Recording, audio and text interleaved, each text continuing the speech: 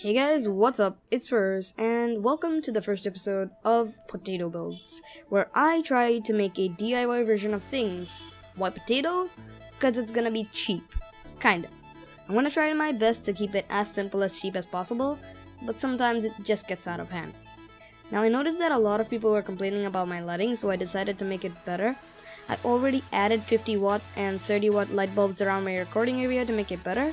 But to top it off, I also went ahead and made a tiny portable light. It's diffused to give a softer light and it's pretty easy to make for the most part. So to start, I grabbed myself a pencil, a scale, a pair of scissors, an anti-cutter, some regular adhesive and super glue, some tape, one of these mini rechargeable lamps, you can probably get them at Home Depot or something, a pair of hot shooter tripod mount adapter thingies.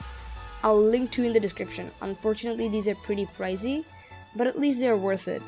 They can cost as little as $4 on Amazon.in or as much as $9 on Amazon.com. So it really is a little bit unfair, but whatever. These will be going under the light. More on that later. You also need something to diffuse the light. You can get diffusion gels, but to go extra cheap, you can also go and get some transparent plastic cases. You're also gonna need some aluminum foil to bounce off the light that is inside the light box so that you get a much better end result. Now the last thing you're going to need is some cardboard. This could be in a shoebox or something that I used, a phone accessories box. Just make sure that you have plentiful of cardboard, because it's gonna come in handy. Now that we're done with the necessities, let's just get into the process of making it. First off, I went and got the light, measured it with the scale to get basic measurements, wrote it down to make a sort of light box. I'm being vague, I know. If you need exact ways of how to make a light box, you can get an idea on a video that I'll link in the description. But let's just finish how I got through this. Also, I held the sheets of plastic a few inches away from the light while it's on, and I checked to see where the light is evenly distributed instead of being a hot spot on the sheets. Now that I did that, I measured the cardboard in a way that it's the same length as the diffusion point. Then once I was done with that, I went ahead and just made the same thing on the other sides at 45-degree turns. Now that you've got the cutouts and the cardboard is basically in its final form, you want to get our aluminum foil, cut it to shape, and then apply it on the cardboard using the regular adhesive.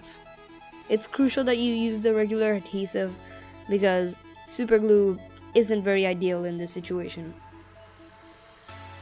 Once I was done, I had a cardboard much like this, and then I got the diffusion papers and applied them onto it using staples. I later took the light box, made cutouts for the charging port and the power button, and once that was done, I applied it with basic adhesive and tape.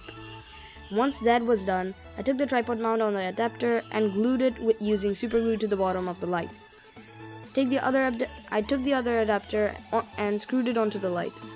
The other tripod mount makes it so that you don't accidentally go too far in and break the connection, because it does actually happen. It happened to me once, which is why the second tripod thing came in handy. Now I could attach it to a tripod or the top of a DSLR because this also contains a hot shoe. Whichever you work with, it really doesn't matter.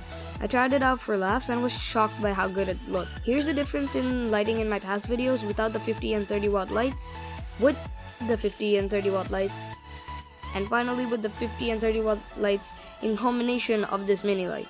Now, by no means is this how you should be making it. I just did this for fun, and there are way better creators in this field. Now that I've got that out of the way, let me know how you like this potato build and what you'd like to see in future potato builds. And for those who are wondering, channel highlights are only for keeping reviews and setups.